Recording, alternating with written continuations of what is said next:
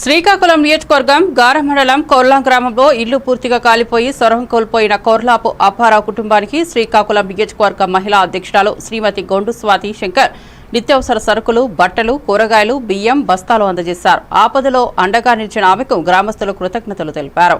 ఈ కార్యక్రమంలో టీడీపీ నాయకులు, కార్యకర్తలు కూడా పాల్గొన్నారు. బాధిత కుటుంబానికి ఆదరణ కల్పించినందుకు పలువురు ప్రశంసలు వెలువెత్తించారు.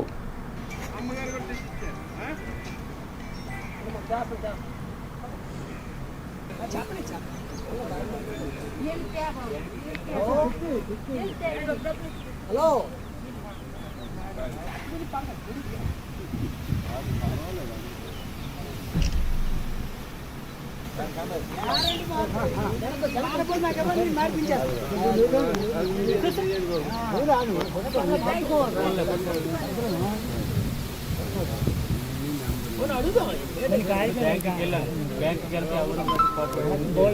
హైదరాబాద్